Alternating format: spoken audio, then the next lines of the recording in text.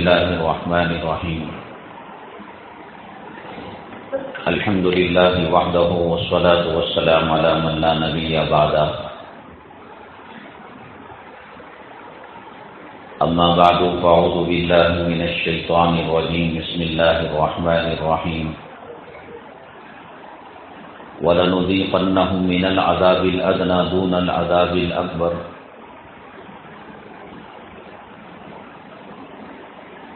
قال النبي صلى الله عليه وسلم حاسبوا قبل أن تحاسبوا أو كما قال النبي عليه الصلاة والسلام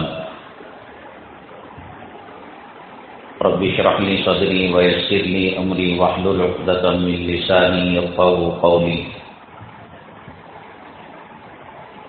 اللهم صل على سيدنا مولانا محمد في أول كلامنا اللهم صل على سيدنا مولانا محمد في أوسط كلامنا اللهم صل على سيدنا مولانا محمد في آخر كلامنا قابل قدر حضرات علماء کرام، سامعین اعظام، بڑی مسرت اور شادمانی کی بات ہے آپ حضرات امت کی فکریں لے کر یہاں جمع ہوئے۔ جیسے کہ میں نے عرض کیا کہ آج کی یہ آیت کریمہ اور ختم کلام پاک کی جو مجلس ہے کسی ایک خاص انسان کے لیے، ایک آدمی کے لیے نہیں، تمام امت مسلمہ کے لیے، اور بالخصوص جو شرکاء ہیں ان کے لیے یہ مجلس منعقد کی گئی ہے۔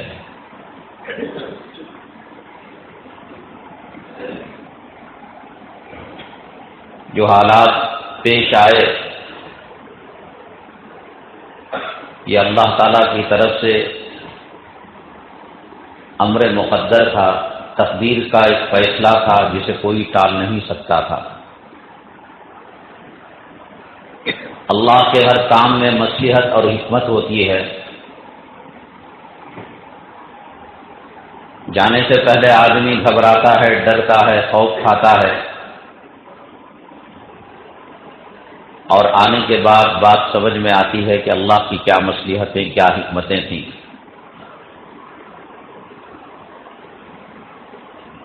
صاف سی بات یہ ہے، اگرچہ ہمارا ایمان بالغیب ہے، قرآن شریف کی شروعات ہی ایمان بالغیب سے ہوتی ہے۔ دیکھو نہیں مانو، اللہ کو دیکھا نہیں ماننا پڑے گا، فرشتوں کو دیکھا نہیں ماننا پڑے گا، قبر کی زندگی کو دیکھا نہیں ماننا پڑے گا، حشر کو دیکھا نہیں ماننا پڑے گا، تقدیر سے بننے اور بگڑنے کو دیکھا نہیں ماننا پڑے گا۔ پھر بھی میرے اور آپ کے آقا، کائنات کے مولا جناب محمد الرسول اللہ صلی اللہ علیہ وسلم کے جوتوں کے صدقے میں اللہ تعالیٰ کچھ خاص فضل کا معاملہ اس امت پر فرماتے ہیں۔ ہے تو ایمان بالغیب، لیکن وقتاً فوقتاً اللہ تبارک تعالیٰ ایسے واقعات، ایسے حادثات، ایسی چیزیں امت کے سامنے پیش فرماتے ہیں کہ اس کے بعد امت کو انکار کرنے، گناہ کرنے،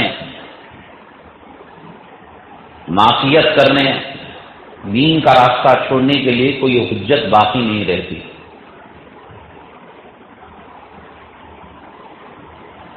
یعنی کوئی اور بہانہ نہیں بنا سکتا کہ صاحب میں نے یہ چیز دیکھی نہیں، مجھے بھروسہ نہیں تھا، داڑھی کی سنتا تھا لیکن دیکھا نہیں تو اللہ نے دکھایا۔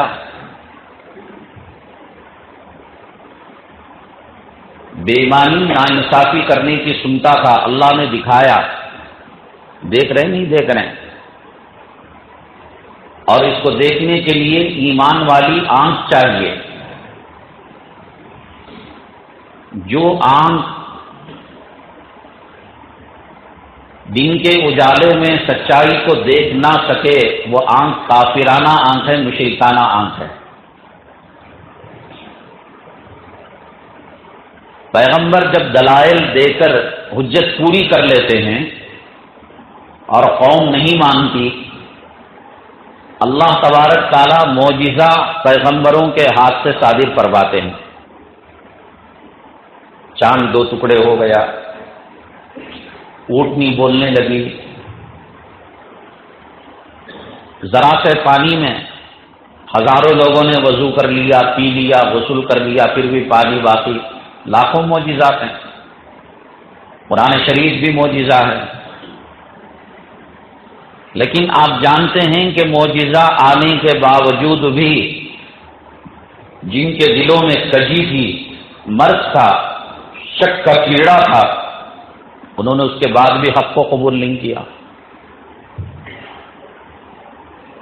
نبی کریم جناب محمد الرسول اللہ صلی اللہ علیہ وسلم نے کنکریوں سے کلمہ پڑھوا کر سنایا نہیں تھا ابو جہل کو۔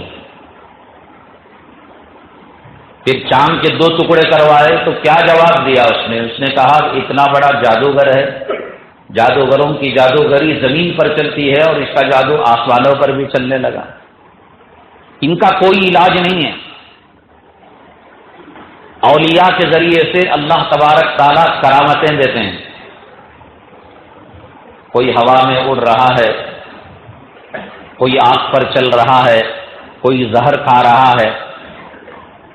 حضرت خالد بن ولید رضی اللہ تعالیٰ اس زمانے میں جو سب سے خطرناک قسم کا زہر سوئی کے ناکے کے برابر اگر کوئی جیت پر رکھ لیتا تو وہ رکھتے ہی مر جاتا تھا، بوتل کی بوتل پی لی اور پورا پیالہ پی لیا۔ اللہ تبارک تعالیٰ نے کرامت دکھائی۔ میں نے پہلے بھی ایک واقعہ بیان کیا تھا اور بڑا ترسا کر، اب چونکہ آپ اس خاص دعوت پر آئے ہیں اور اس کے بعد بھی ایسی مجلسیں شاذ و نادر ہی ہوا کریں گی، کوئی جمعہ کی محفل نہیں تھی، اس واقعے کو ادھورا رکھ کر پھر آگے آپ کو تڑپایا جائے۔ عذاب قبر اور قبر کا جو معاملہ عالم برزخ کا غیب سے تعلق رکھتا ہے، اللہ تبارک تعالی ہزاروں ایسے مشاہدات امت کے سامنے رکھتے ہیں کہ قبر کھودی، آگ نظر آئی، سانپ نظر آیا، پانی بھر گیا، یا قبر کھودی خوشبو محسوس ہوئی۔ حالانکہ ہے معاملہ غیب کا، امت پر شفقت کرتے ہوئے، رحم کرتے ہوئے اللہ تعالیٰ بعض اوقات ایسے واقعات بتا دیتے ہیں۔ تارا منڈل میں مشکات العلوم جو مدرسہ ہے، وہاں حضرت ٹیپو سلطان شہید رحمۃ اللہ علیہ کے ساتھ جو مجاہدین نے جہاد کیا تھا اور جن کے نصیبے میں جام شہادت نوش کرنا تھا، ان شہداء کی مزاریں وہاں پر ہیں من جملہ اور قبروں کے۔ ہمارے طالب علمی کے زمانے میں جب میں وہاں اس مدرسے میں حفظ کر رہا تھا تو وہاں کے جو ذمہ دار ناظم صاحب تھے، میکری صاحب، طلباء میں چستی پھرتی پیدا کرنے کے لیے جیسے پی ٹی ایکسرسائز وغیرہ کھیل کود کا شعبہ ہوتا ہے اسکولوں میں، کالجوں میں، تو طلباء سے باغ کی صفائی کا کام کروایا کرتے تھے۔ دوران صفائی ایک قبر پر سبل لگ گیا، کدال لگ گئی۔ معاملہ عالم برزخ کا ہے، اللہ تبارک تعالیٰ امت تک کے پیغام پہنچانا چاہتے تھے۔ کفن نظر آیا اور ایسی خوشبو کہ سارا تارا منڈل ایک دوسرے کو گھروں کو تانگ جھانک کرنے لگے کہ تم نے کیا عود جلایا ہے، کون سا عطر استعمال کیا۔ حضرات، جیسے یہ چیزیں اللہ تبارک تعالیٰ مشاہدات میں سے، یعنی آنکھوں سے دیکھ کر ایمان کی بڑھوتری کا ذریعہ بنانے کا اللہ تبارک تعالیٰ نے اسباب بنائے ہیں، میں سمجھتا ہوں کہ علماء کو جیلوں میں لے جا کر پھر جیل سے پھر اپنی قوم میں واپس کرنا، یہ بھی اللہ تبارک تعالیٰ کی امت کے لیے شفقتوں میں سے ایک شفقت اور مہربانی ہے۔ ہم نے کیا دیکھا، کیا پایا، کیا محسوس کیا، ہماری اس زندگی اور جیل والی زندگی کے اندر کیا فرق ہے؟ بیانوں میں سننا، ڈائلاگ مارنا، اس کے تعلق سے فلم دیکھنا، یا جیل میں کوئی آدمی ہے جا کر ملاقات کر کے آنا، اس کو توشہ دے دینا اور بات ہے۔ لاکھ بات کی ایک بات یہ ہے کہ جو محاورہ اردو میں کہا جاتا ہے کہ قبر کی حالت مردہ جانتا ہے، بخدا کروڑوں درجے زیادہ یہ جملہ جیل والوں پر صادق آتا ہے۔ جان ہی نہیں سکتے، 70 سال تک بسترے پر سونے والی وہ عورت چمٹ کر مرد سے اگر عورت جیل میں چلی جائے یا اس کا خاوند چلا جائے، وہ اس کے احساسات اور جذبات جیل کے وہ سمجھ نہیں سکتی، اور یہ اس کو نہیں سمجھ سکتا، نہ اولاد سمجھ سکتی ہے۔ جو گزرا ہے وہ جانتا ہے کہ جیل کیا ہوتی ہے، لیکن ڈرنے، خوف کھانے اور پھر قدم کو پیچھے اٹھا لینے کے لیے ہم یہ بات نہیں کہہ رہے ہیں۔ ہم یہ بتانا چاہتے ہیں کہ آج امت کے اندر مختلف قسم کی تنظیمیں تحریکیں کام کر رہی ہیں۔ اپریل کا موسم آیا، گلی گلی جو ہے ختنہ کے محافل قائم ہیں کہ فری میں ختنہ کیا جا رہا ہے۔ جون کا مہینہ آیا، کتابیں تقسیم ہو رہی ہیں، یونیفارم تقسیم ہو رہا ہے۔ میلاد کا موسم آیا، گلی گلی کے اندر میلاد النبی، اصلاح معاشرہ، سیرت پاک کے جلسے ہو رہے ہیں۔ لیکن امت کا وہ مظلوم ترین طبقہ جس کے درد کو وہاں سے ہو کر گزرنے والا، اس کی بیوی، اس کے بچے، اس کے دوست و احباب سمجھنے سے قاصر ہیں، آج اس تعلق سے فکریں نہ ہونے کے درجے میں۔ وہ فکریں، وہ چھاپ، وہ اسکیننگ رپورٹ لے کر ہی میں اللہ تعالیٰ نے مجھے آپ کے پاس بھیجا ہے۔ میں بخدا باوضو ہوں، نماز پڑھایا ہوں ممبر رسول محراب، مسجد کے محراب میں اللہ کی لاکھوں مرتبہ قسم کھا کر، فرشتوں کو گواہ بنا کر، آپ کو گواہ بنا کر میں عرض کر رہا ہوں، آسمان کے نیچے اور زمین کے اوپر اس سے بڑی کوئی آزمائش، امتحان اور ابتلا نہیں ہے۔ کچھ تو بات ہوگی کہ نبی کریم جناب محمد الرسول اللہ صلی اللہ علیہ وسلم نے دجال کے فتنے سے پناہ مانگی ہے، عذاب قبر سے پناہ مانگی ہے، جہنم سے پناہ مانگی ہے۔ وہی الفاظ اللہ کے حبیب پاک جناب محمد الرسول اللہ صلی اللہ علیہ وسلم نے جیل کے تعلق سے فرمائے، اللہم انی اعوذ بک من السجن، اے اللہ میں جیل سے پناہ مانگتا ہوں۔ سیدنا یوسف علی نبینا علیہ الصلوۃ والسلام کے لیے ایک موقع ایسا آیا تھا کہ وہ رہائی کا چوائس تھا ان کے پاس اور رہنے کا بھی چوائس تھا۔ یوسف علیہ الصلوۃ والسلام نے رہنے کو ترجیح دی، رہائی کی قربانی دے دی۔ اللہ کے حبیب پاک جناب محمد الرسول اللہ صلی اللہ علیہ وسلم نے فرمایا، اگر یوسف علیہ الصلوۃ والسلام کی جگہ میں ہوتا تو میں رہائی کو ترجیح دیتا۔ میں اس لیے کہہ رہا ہوں، ہماری بیویاں، ہمارے بچے، ہمارے ماں باپ، ہمارے دوست و احباب، چاہے جس حالت میں ہماری زندگی گزر رہی ہو، اللہ کا شکر ادا کرے کہ اللہ تبارک تعالیٰ اس فتنے سے ہمیں محفوظ کر رکھا ہے۔ اور کی ہرس، اور بنانے کی ہرس، 1 ایکڑ ہوئی 2 ایکڑ، 1 مالا ہوا 2 مالا، 1 بلڈنگ ہوئی 2 بلڈنگ، ایک چھوٹا سا چکر اگر لگ جائے جیلوں کا تب پتہ لگے گا کہ یہ دنیا کیا ہے۔ میں سمجھتا ہوں کہ دنیا کے اندر جو خانخواہیں ہیں، بعض مرتبہ خانخواہوں سے ہو کر گزرنے والے کا دل اور موٹا ہو جاتا ہے۔ میں صاحب نسبت ہوں، فلاں بزرگ کے ہاتھ پر بیعت ہوں، اور کسی کو خاطر میں نہیں لاتا، اور ہم نے دیکھا ایسے احباب کو کہ جو علماء کے قدموں کے پاس بیٹھا کرتے تھے، صف اول کے مقتدی مصلی تھے، اور جب بزرگوں سے ان کا رجوع کرایا گیا، قلب اتنا موٹا ہوا کہ دنیا کے کسی عالم کو خاطر میں لانے کے لیے تیاری نہیں۔ ارے میں قطب عالم سے رشتہ رکھتا ہوں، فلاں پیر و مرشد سے رشتہ رکھتا ہوں، یہ کون سا یہ پیشہ ور مقرر ہے، پیشہ ور امام ہے، تنخواہ خور امام ہے، ہم جو ہے اس کے پیچھے کیا نماز پڑھیں، اس کا جمعہ کیا سنیں؟ ہمیں تو ہم ہمارے گھر آتے ہیں تو وہ حضرت رکتے ہیں، ہمارے حضرت آتے ہیں وہ حضرت کھانا کھاتے ہیں۔ آپ نے دیہاتوں کے اندر دیکھا ہوگا، بیل گاڑی جاتی ہے تو بیل گاڑی کے تحفظ کے لیے، سیفٹی کے لیے ایک کتا اس کے نیچے سے ہو کر گزرتا ہے۔ کبھی کبھی وہ گھمنڈ میں مبتلا ہو کر یہ سمجھنے لگتا ہے کہ اس بیل گاڑی کو میں ہی ڈھکیل رہا ہوں۔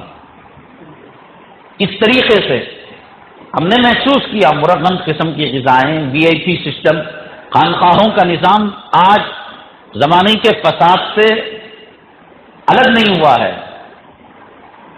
ہول سیل کے اندر بیعت ہوئی، پیالس گراؤنڈ کے اندر بھائی قطب عالم سے بیعت ہو گیا، بھائی فلاں بزرگ سے بیعت ہو گیا، یہ بیعت ہوتی ہے، یہ عمومی اصلاحی بیعت ہوتی ہے جس کے اندر نماز کی، روزے کی، شرک سے دور رہنے کی، کفر سے دور رہنے کی ایک عمومی بیعت کرائی جاتی ہے، خصوصی بیعت ہوتی ہے قلب کی اصلاح کی، باطن کی اصلاح کی، جس میں قدم قدم پھونک کر رکھنا پڑتا ہے، اور جس کے بارے میں کہا جاتا ہے کہ وہ اپنے پیر و مرشد کے سامنے ایسا بن جائے جیسے تخت پر موتا ہوا کرتی ہے۔ کبھی کسی سال میں، کسی سن میں کسی بزرگ کی عمومی بیعت میں رسی چھوڑ کر ہاتھ پکڑ لیا، رومال چھوڑ کر ہاتھ پکڑ لیا، اب کسی عالم کو خاطر میں لانے کے لیے تیار نہیں۔ میں کہتا ہوں کہ ان کو جیلوں سے ایک چلہ ان کا جیلوں میں گزارنا چاہیے، تب پتہ چلتا ہے کہ نفس کیسے ٹوٹتا ہے اور قلب کی اصلاح کیسے ہوتی ہے۔ نہ کھانا اپنی مرضی کا، نہ سونا اپنی مرضی کا، نہ اٹھنا اپنی مرضی کا، نہ چلنا اپنی مرضی کا۔ اللہ کا شکر کروڑوں مرتبہ ادا کرے اگر آپ سوکھی روٹی کھاتے ہیں اور سالن نصیب نہیں ہے، پیاز لگا کر کھاتے ہیں، نمک کی ڈلی لگا کر کھاتے ہیں، کہ اللہ اس جیل کی زندگی اور اس جیل کے فتنے سے تو بھی کم از کم محفوظ ہمیں کر رکھا ہے۔ عورتوں کو بتائیں کہ سونا نہیں، چاندی نہیں، مرد کا سایہ تو اس کے سر پر موجود ہے۔ ان خواتین سے پوچھئے گا جن کے مرد حضرات جیلوں کے اندر رہا کرتے ہیں، کیا ان کا کھانا ان کے آنکھ کو لگتا ہے؟ بخدا میں یہ کہتا ہوں کہ موت کروڑ درجے بہتر ہے۔ چہلم کے بعد غم کم ہو جاتا ہے، 4 مہینے کے بعد غم کم ہو جاتا ہے، سفید ساڑی اتر جاتی ہے اور رشتے کے لیے لڑکی تیار ہو جاتی ہے۔ ایک مرتبہ کی مرنا ہے، ایک مرتبہ کا جینا ہے، اور جیل کی زندگی بار بار کا جینا اور بار بار کا مرنا ہے۔ نہ کسی شادی بیاہ میں جائے، نہ کسی موتا میں جائے۔ بتائیں آپ اپنی خواتین کو یہ بیان اگر ریکارڈ ہو، اللہ کا شکر ہے کہ تیرے اوپر ایک مرد کا، غریب مرد کا سایہ اور اس کا ہاتھ اور اس کا آسرا موجود ہے۔ انسان مرتا ہے، اللہ کے مہمان نوازی میں چلا جاتا ہے۔ قبرستان کو دیکھ کر آپ سمجھ سکتے ہیں یہ اللہ کے مہمان ہیں، اللہ انشاءاللہ ان کے ساتھ اچھا معاملہ کرے گا۔ جیل کے اندر کون سا اسٹاف رہتا ہے؟ وہ کافر، وہ مشرک، وہ اسلام دشمن، وہ مسلمان دشمن، اور خصوصاً ہم جیسے کیسوں میں ماخوذ لوگ جب جاتے ہیں جن کو وہ اپنی زبان میں ٹیررسٹ کہتے ہیں، دہشت گرد کہتے ہیں، تو کیا سلوک کی توقع آپ کرتے ہیں؟ کہ کیا سوال ہے آپ کا کہ آپ کی جیل کی زندگی کیسی ہے؟ کیا مطلب ہے؟ ایک آدمی پھوڑوں سے، پھنسلیوں سے، پیٹ میں، لہو میں اور مار پیٹ کے اندر مبتلا ہے، اور اس سے کوئی پوچھے کہ آپ کی زندگی کیسے، کیا مطلب ہے؟ آنکھوں سے نظر نہیں آ رہا ہے، آپ نے نہیں سمجھا۔ جیل سے جب کوٹ لے جایا جاتا ہے تو یہ جو کارپوریشن کی گاڑیاں آتی ہیں جس میں کتے پکڑے جاتے ہیں، بس اس قسم کی گاڑی سمجھیے، جس میں پنجرے ہوتے ہیں اور ان کی زبان میں جو دہشت گرد اور ٹیررسٹ ہوتے ہیں اس کو اس کے اندر ڈال دیا جاتا ہے، تالے لگا دیے۔ کہاں بھاگے گا بھائی؟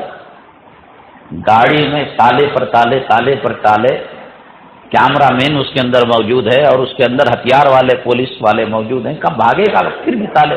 ذلیل کرنے کے لیے، اور بالکل جالی دار، جس میں ہوا بھی نہیں آتی، روشنی بھی مشکل سے آتی ہے، ہوا بھی مشکل سے آتی ہے، بس اتنی ہوا کہ آدمی مر نہ سکے، تھوڑی سی آکسیجن اس کو مل جائے۔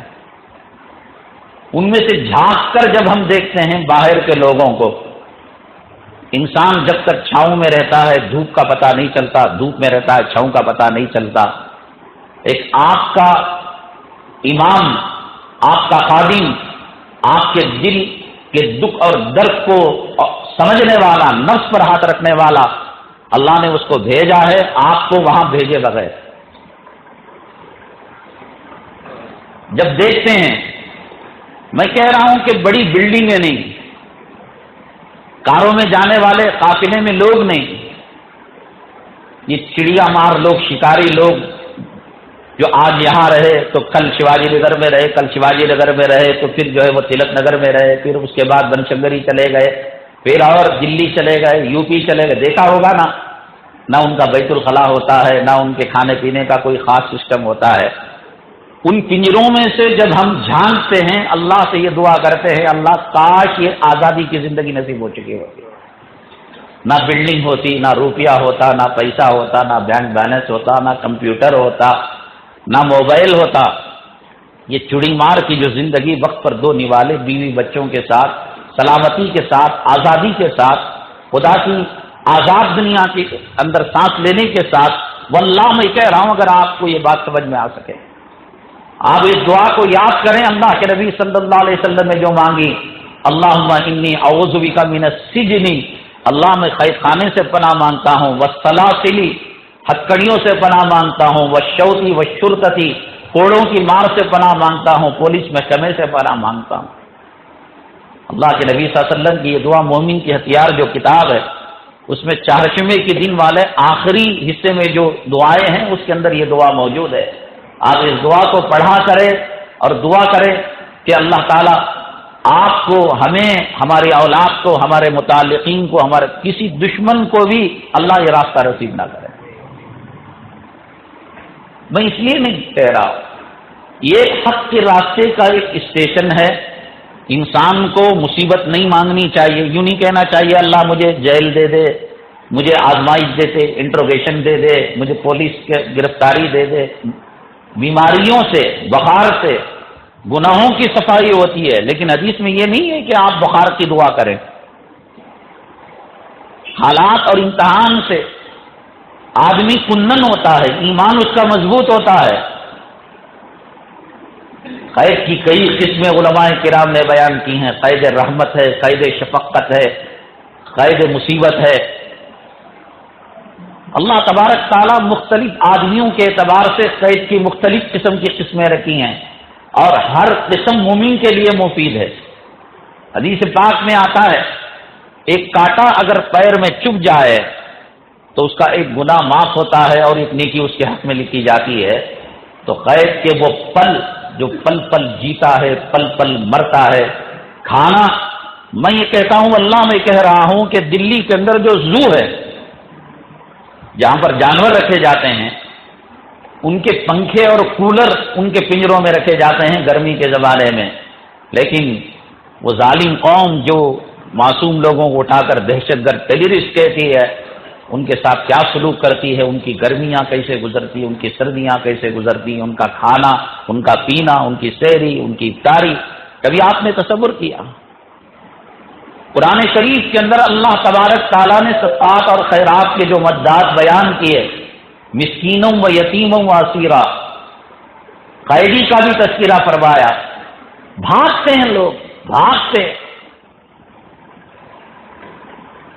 کوٹ 10 سال بعد، 20 سال بعد کسی کو دہشت گرد ڈکلیئر کرتی ہے، اور ہمارے اپنے بھائی مخلص کرم فرما جیسے پولیس پکڑ کے لے گئی، اور ہم ہر دوسری تیسری جمعہ چیخ کر، چلا کر، خدا کی قسمیں کھا کر، لوگوں کے دلوں کو چیر کر یہ بات ڈالتے رہے کہ میڈیا جھوٹی ہے، جھوٹی ہے، جھوٹی ہے، جھوٹی ہے، اور تم لوگ میڈیا پر ایمان ایسے لاتے ہو جیسے ایمان مجمل اور ایمان مفسر پر لاتے ہو۔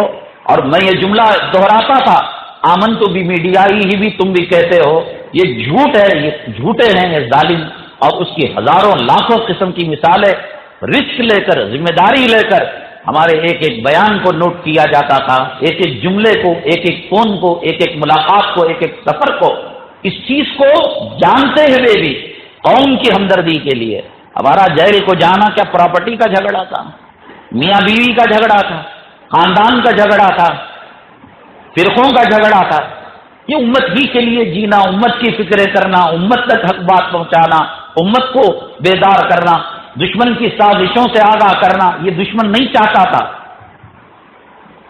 اس کے باوجود ہم آشکارا کرتے تھے، عیاں کرتے تھے، آپ کو بیان کرتے تھے کہ صاحب یہ جھوٹا ہے، جھوٹا ہے، جھوٹا ہے۔ اور اسی جھوٹی میڈیا نے جب یہ کہا کہ افغانستان سے تعلقات ہیں، پاکستان سے تعلقات ہیں، فنڈ آتا ہے، آتا ہوگا بھی، دیکھو ہمیں کبھی بتایا نہیں۔ اپنے لوگوں نے، انہوں نے تو معصوم قرار دے دیا، انہوں نے عزت کے ساتھ بری کر دیا۔ موبائل سے نام ڈیلیٹ کر دو، بیان مت سنو، موبائل کے اندر ایک دوسرے کے پاس تذکرہ مت کرو۔ جس کے گھر کا چولہا بوجھ جائے اس کے تذکروں کو بھلا کر، اب جو امت کے خاطر جیل کی ہوا کھا رہا ہے، امتحان اور آزمائش کی زندگی اور پل صراط سے خطرناک قسم کے راستے پر چل رہا ہے، جس کی بیوی بچے پل پل جی رہے ہیں، مر رہے ہیں امت کے خاطر، آج اس امت نے یہ سلا دیا کہ نہ اس کا نام بھی مت لو۔ کتنے لوگ جو امت کے خاطر قربانیاں دے کر تہاڑ میں آئے، وقت کے لکھ پتی تھے، کروڑ پتی تھے۔ میں پونا کے ایک ساتھی ہمارے ساتھ تھے جیل نمبر 4 میں، وہ سوٹ وغیرہ جو دلہا پہنتا ہے وہ بنایا کرتے تھے، اور وہ بڑے کلاکار بھی تھے، ہاتھ سے وہ خوشخط بھی لکھا کرتے تھے اور بہت ساری چیزیں بنایا کرتے تھے۔ اس سے ہی سمجھ میں آتا اللہ نے ان کو کیا فن دے رکھا ہے۔ جب گرفتار کیا دکان سے، تھانے کو پہنچنے سے پہلے دکان کو لوٹ لیا گیا، مالک مکان نے گھر سے ان کی بیوی بچوں کو بے دخل کر دیا، اسکول والوں نے بچوں کو یہ کہہ کر کے دہشت گرد کے ٹیررسٹ کے بچے ہیں ان کو گھروں سے نکال دیا۔ پتا چلا کہ بیگم دوسروں کے گھروں میں، جو کل تک دوسروں کو صدقہ خیرات کیا کرتی تھی، غیروں کے گھروں میں برتن صاف کر کر وہ اپنے بچوں کا پیٹ پالنے پر مجبور ہو گئے۔ کیا فکریں ہیں آپ، کیا سوچتے ہیں آپ؟ دعا تک بھی کرنے کے لیے تیار نہیں۔ ایک مفتی صاحب کے پاس ایک صاحب گئے اور انہوں نے کہا کہ مولانا کی گرفتاری ہوئی ہے، ہم لوگ ایک مجلس قائم کر رہے ہیں، کس نوعیت کی مجلس قائم کرے؟ آیت کریمہ کی، ختم قرآن کی، اجتماعی دعا کی؟ انہوں نے کہا ان کا نام بھی مت لو، تم بھی پکڑے جاؤ گے۔ یہ تو چھوٹی خبر ہے، بڑی خبروں میں جائیں گے ان کی ماؤں کے ساتھ، ان کی اولاد کے ساتھ، اور ان کے ساتھ جب بیتے گی تب پتہ چلے گا کہ نام لینا چاہیے تھا، نام نہ لینا چاہیے تھا۔ یہ ہمارا قوم کا رویہ ہے۔ میں نے کہا کہ اس کو مانگنا نہیں چاہیے، آ جائے حق کے راستے میں، اللہ کے راستے میں، دین کے لیے اللہ کی مدد، اللہ کی نصرت۔ ایسے دیکھ رہا ہو جیسے پنکھا چل رہا ہے، ہوا آ رہی ہے، لائٹ روشن ہے،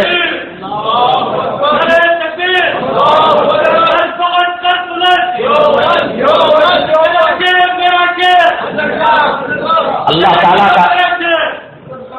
تعالیٰ کی نصرت، اللہ تعالیٰ کی مدد آنکھوں سے دیکھی ہے ہم نے۔ میں سب سے بڑی بات یہ کہتا ہوں، کتنے لوگ جیلوں سے آتے ہیں، جیلوں میں جاتے ہیں، کتنے لوگ پیدا ہوتے ہیں، کتنے لوگ مرتے ہیں۔ یوں سمجھیے کہ یہ انظر شاہ مولانا ہمارا یہ قبر سے آیا ہے، قبر کے احوال بیان کر رہا ہے۔ اب گناہ کرنے کے لیے کوئی دلیل اور کوئی چیز، کوئی بہانہ اب نہیں مل سکتا آپ کو اور مجھے۔ ہم خدا کی پکڑ کو دیکھ چکے ہیں، مواخذے کو دیکھ چکے ہیں۔ خبر والی کیفیت کی ایک چھوٹی سی جھلک میں کہہ رہا ہوں کہ اگر کسی کی ہڈی کے گودے میں کینسر ہو جائے، ٹرک چل جائے، ٹرین چل جائے، جسم کے ٹکڑے ہو جائیں اور چھوٹی سی جان اس میں باقی ہو، وہ پھر بھی کروڑوں درجے بہتر ہے ایک عام قیدی سے۔ کسی کی اولاد کے لاش کے ٹکڑے کر دیے جائیں، کسی کی بیوی کا جنازہ نکل جائے، ماں وہ تو اللہ کے پاس جا رہا، آج وہ جائے گا کل ہم جائیں گے.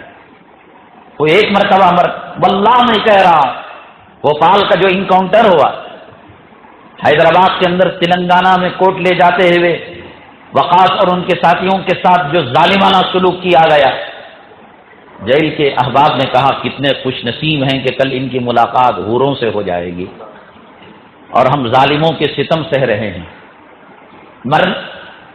بخدا میں کہہ رہا ہوں کہ ہر قیدی مسلمان اس لیے بچا ہوا ہے کہ خودکشی حرام ہے. اگر کل آنے والا کوئی مجتہد، مفتی، فقہی سیمینار کرنے والا، مسائل میں گنجائش پیدا کرنے والا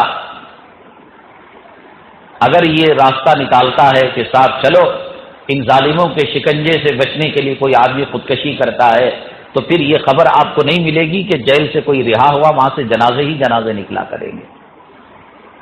سخت ترین حالات ہیں. ان حالات کی فکریں آج امت کے اندر نہیں ہیں، لیکن اس کا مطلب یہ نہیں کہ آدمی جیل سے گھبرا کر حق کے راستے سے اپنے قدم کو پیچھے کی طرف کر لے. آدمی حق کہنے سے ڈرے. اللہ کے مقدرات کو کوئی ٹال نہیں سکتا. جیل جانا ہو، ایک گاڑی کسی کو لگی، سر پھٹ گیا، بڑا آفیسر کا ٹانگ ٹوٹ گئی، مقدمہ ڈال دیا. آپ گئے تھے بیٹی کی شادی کے لیے تیاری کرنے کے لیے، وہیں کا وہیں بیوی فون پر فون لگا رہی ہے کہ میاں کیوں نہیں آئے، اجی کیوں نہیں آئے، فون سوئچ آف آ رہا ہے. 7:30 بجے آنا تھا، 8:30 ہو گئے، 9:30 ہو گئے، 10:30 ہو گئے، 11:30 ہو گئے. اب کھانا پینا چھوٹ گیا، تھانوں کے چکر لگائے گئے، پتہ چلا کہ وہ صاحب خاوند جیل میں موجود ہیں. مقدرات کو کوئی ٹال نہیں سکتا. اور دنیا کی نسبتوں سے جیل میں جائیں گے تو جیل عذاب ہے، اور دین کے راستے سے، حق کے راستے سے، دین کی نسبت سے، احقاق حق اور ابطال باطل، قرآن کی نسبت سے، نبی کی نسبت سے، شیخ ابی طالب کی سنت کو زندہ کرنے کے لیے، یوسف علیہ السلام کی سنت کو زندہ کرنے کی نیت سے اگر کسی کے جیل مقدر ہوتی ہے، یہ کہیں مانگنے سے بھی نہیں ملتی، جانا چاہنے سے بھی نہیں ملتی. آپ جائیں جیل کے پاس، کوڑے مار کر آپ کہیں چل باہر چل، کیوں آ رہا ہے؟ ملاقات کا وقت ہے، آدھے گھنٹے کے بعد لاٹھی مار کر باہر کر دیا جائے گا. آئے، اللہ کی مدد، اللہ کی نصرت، اللہ کی خاص مدد ان کے ساتھ شامل حال ہوتی ہے. عزتیں بڑھتی ہیں. بچے، عورتیں گھر کی، نوجوان، کیا اپنے کیا پرائے، جو کل مناظرے کا چیلنج کرتے ہوئے، مناظرے کا اسٹیج بنا کر، بندر کو اسٹیج پر رکھ کر، جس کے گلے کے اندر توق ڈالا تھا اور تختی ڈالی تھی، میں انظر شاہ نہیں ہوں بندر شاہ ہو، اس سرزمین میں، اس دھرتی میں سب سے پہلے قید ہونے پر قرآن خوانی کر کر دعا کرنے والے وہی لوگ تھے جو کل وہ ایسا مناظرہ کا اسٹیج جنہوں نے قائم کیا. حج کرنے والے، عمرہ کرنے والے، رسول اللہ صلی اللہ علیہ وسلم کے دیار پر حاضری دینے والے، یہ کس نے ڈالی بات؟ یہ آپ کو کس چیز نے یہاں جمع ہونے پر مجبور کیا؟ دو نوالے کھانا ہی تھا. کیا آپ نے وہ حدیث نہیں سنی کہ میں جس سے محبت کرتا ہوں، عرش حاملین عرش فرشتوں سے کہتا ہوں تم ان سے محبت کرو. ان کو دیکھ کر آسمان کے فرشتے، پھر 7ویں، پھر 6ویں، پھر 5ویں، پھر 4ویں، پھر آسمان دنیا، پھر زمین والے، پھر زمین کے اندر کی مخلوق، مچھلیاں، یہ کس وجہ سے؟ ڈرنا نہیں چاہیے. جانا مقدر ہے، کوئی نہ کوئی نہ اللہ تبارک تعالیٰ بہانہ بنا دیں گے. جیل تہاڑ کے اندر مختلف حصے ہیں. 8 جیلیں بہت کئی ایکڑ میں، 100-125 ایکڑ کے اندر جو ہے وہ زمین پھیلی ہوئی ہے. اور 8 جیلیں یہاں، منڈولی جیل اور روہنی جیل، وہ الگ الگ 25-30 کلومیٹر الگ الگ فاصلے پر 2 جیلیں، گویا 10 جیلیں. اور 3 مہینے میں جیل میں قیدیوں کا ٹرانسفر کرا دیا جاتا ہے. جیل نمبر 1 میں ایک آفیسر تھا جو ہیڈ کانسٹیبل تھا یا AS تھا، اسسٹنٹ سپرنٹینڈنٹ.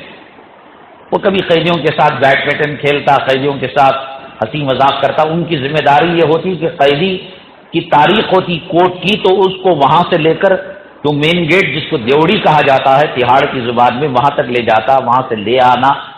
یا اگر کوئی قیدی زیادہ بیمار ہو جائے، ہنگامی ایمرجنسی حالت ہو جائے، اس کو ہاسپٹل تک لے جانا، ہاسپٹل سے لے آنا، فون کرانے لے جانا، فون سے واپس لے آنا. یہ بڑی، میں کہہ رہا ہوں کہ آپ اپنی مرضی سے چل بھی نہیں سکتے وہاں. عذاب کی زندگی ہے، بڑی فتنے کی، آزمائش کی، امتحان کی.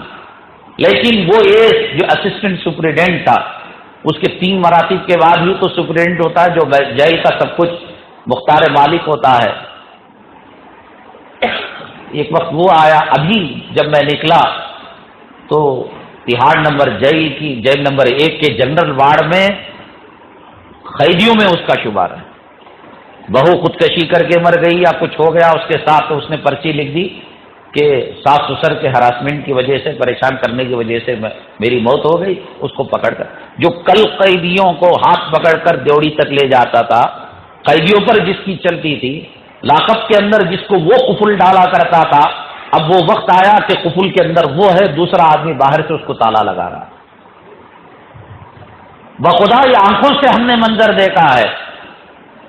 ان حالات کو سنانے کا مطلب یہ ہے کہ موجودہ زندگی پر آدمی شکر گزار بنے، گھر والوں کو بتائے، سوکھی روٹی ہو، پیمن لگے کپڑے ہو، کچا مکان ہو. لیکن اللہ نے عذاب کی زندگی سے، ہزاروں لوگ ہیں، صرف تہاڑ کے اندر 18 سے 20 ہزار قیدی ہیں، اور ہندوستان کے اور جیلوں میں کتنے قیدی ہوں گے، کیسی زندگیاں ہوں گی ان کی. اللہ نے ویسی زندگی تو نہیں رکھی. اور دوسری چیز یہ ہے، ان راستوں کے ذریعے سے اگر قید ہو جائے، میں تو سمجھتا ہوں کہ IAS ایگزام کے لیے جیسے اللہ منتخب فرماتے ہیں، تو جو بڑا کام کرتا ہے امت کے لیے، دین کے بڑے شعبے سے وابستہ ہوتا ہے، اللہ اسی درجے کا امتحان اور آزمائش بھی اس سے لیا کرتے ہیں. یہ ہر ایمان کو نصیب نہیں ہے، مانگنا بھی نہیں چاہیے، آ جائے. بخار نہیں مانگنا چاہیے، آ جائے تو یہ گناہوں سے معافی کا ذریعہ ہے. حدیث میں آتا ہے جیسے پتجھڑ کے موسم میں پتے گرتے ہیں، ایسے بخار سے مومن کے گناہ پاک ہو جاتے ہیں. لیکن اس کا مطلب تھوڑی ہے کہ کسی کو کہا اللہ تجھے بخار دے دے، اللہ ہمارے بخار کو باقی رکھے، اور ڈاکٹر یہ کہ میں تیرا علاج نہیں کروں گا، یہ مطلب نہیں ہے. یہ بھی وہ چیز ہے کہ اللہ درجات کو بلند فرماتے ہیں اور کئی سنتوں کو زندہ کرتے ہیں، کئی ہزاروں وہ چیزیں جو اس جیسی سووں زندگیوں کو لے کر بھی جیل کے باہر ہم نہیں سیکھ سکتے تھے، اللہ تبارک تعالیٰ نے جیل کی درسگاہ کے اندر وہ چیزیں ہم سے سکھلوا دی. ہمیں معلوم ہو گئی دین کے وہ حقائق، دین کی وہ سچائیاں، اس راستے سے ہو کر آدمی معلوم کر سکتا ہے، اس کے علاوہ کہیں اور سے نہیں. بہرحال آپ حضرات کا بہت شکریہ کہ آپ حضرات نے اپنے مخصوص دعاؤں میں یاد کیا، آپ نے آیت کریمہ کی مجالس کو منعقد کیا. آپ اس گئے گزرے زمانے میں جب ایک بہت بڑا طبقہ اپنے فونوں سے نام کو مٹا دیا، نام لینے کو جرم سمجھتا تھا، آپ ڈرے نہیں، خوف کھائے نہیں. ہماری گرفتاری سے لے کر 17 اکتوبر کی رہائی تک صرف ایک تاریخ رمضان المبارک کی، وہ بھی ہمارے کہنے پر ہوئی کہ کوئی ملاقاتی صرف ایک تاریخ میں نہیں آیا، ورنہ ہر تاریخ میں بعض مرتبہ 13 14 احباب ملاقات کے لیے غریب لوگ ہوائی خرچ برداشت کر کے، ٹرینوں کی صعوبتیں برداشت کر کے، سفر کی مشکلیں، جبکہ ان کو بتایا جاتا کہ ملاقات ہو بھی سکتی ہے، نہیں بھی ہو سکتی، مسافہ بھی ہو سکتا ہے، نہیں ہو سکتا، صرف دیکھ سکتے ہو. ہم کیا کریں، ہم مجبور ہیں، ہاتھ غیروں کے ہاتھ میں پھنسے ہوئے ہیں، نہ ہم گلے مل سکتے ہیں، نہ بات کر سکتے ہیں.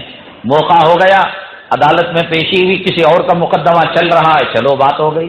خدا نہ کرے جاتے ہی اس نے تاریخ دے دی تو وہ بھی بات نہیں ہوئی. یا ہے کہ جج نہیں آیا، دوسرے جج نے تاریخ دینے کے لیے بلا لیا، وہ کیا بحث کرے گا، وہ بھی بھیج دے گا تاریخ دے کر. کئی مرتبہ ایسا ہوا کہ گھنٹوں بات ہوئی، الحمدللہ، پھر بھی رسک لے کر آتے رہے. اللہ تبارک تعالی جنہوں نے ہمارے تعلق سے ہمدردیاں کی، گھر کا خیال کیا، ہمارا خیال کیا، فکریں کی، دعائیں کی، جیسے بھی ہو تڑپے، اللہ اس تڑپنے کے، اس خدمت کے صلے میں جیل کے فتنے سے، دنیا اور آخرت کے مصائب سے ان تمام کی خاص طور سے حفاظت فرمائے۔ اللہ تبارک تعالیٰ پوری امت مسلمہ کو ان ظالموں کے چنگلوں سے نجات نصیب فرمائے۔ ہم دیکھ کر آئے ہیں کیسے تڑپتے ہیں، کیسے بلکتے ہیں، کیسے ان کے کھانا، کیسے ان کا پینا۔ اللہ تبارک تعالیٰ تمام راہ حق کے جو مسافر اور راہ حق کے جو نسبت سے جو قیدی ہیں، خاص طور سے اللہ تعالیٰ ہر قیدی کو رہا فرمائے۔ ایک صاحب پاکستان کے دلی میں مقیم ہو گئے تھے، ظہر میں انہوں نے نکاح کیا، مغرب میں رخصتی تھی، نکاح ہونے کے بعد جلوہ ہوتا ہے نا، رخصتی مغرب میں تھی، عصر میں گرفتار ہو گئے، پھانسی کی سزا ہو گئی۔ 22-23 سال سے ہر ملاقات پر منگل اور جمعہ کے دن ملاقات ہوتی ہے، آدھا گھنٹہ، کیونکہ دلی والی ہے وہ لڑکی، 22-23 سال سے اپنے سہاگ کی قربانی دے کر اس امید پر آ رہی ہے کہ شاید اگلی تاریخ کے اندر روبرو ملاقات ہو جائے گی، خلاصی ہو جائے گی میرے خامین کے۔ کتنوں کے سہاگ اجڑنے کے بعد، کتنے آنکھوں کے آنسوؤں کی دریا بہنے کے بعد، اور کتنوں کے تڑپنے بلکنے کے بعد یہ دین کا چراغ روشن ہوا ہے، ہم آنکھوں سے دیکھ کر آئے ہیں۔ جانور جس غذا کو منہ نہیں لگاتے، مجبوراً وہ غذا کھا کر صرف خودکشی سے بچنے کے لیے، اپنی زندگی کو بچانے کے لیے ان غذاؤں کا استعمال کیا جاتا ہے۔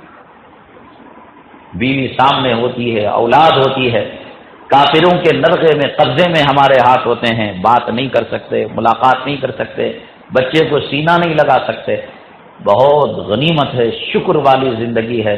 اللہ نے آزادی کی نعمت دی، بچوں کی نعمت دی، بیوی کی نعمت دی، اولاد کی نعمت دی، ماں باپ کی نعمت دی، سوکھی روٹی صحیح، کھلی فضاؤں کی نعمت دی۔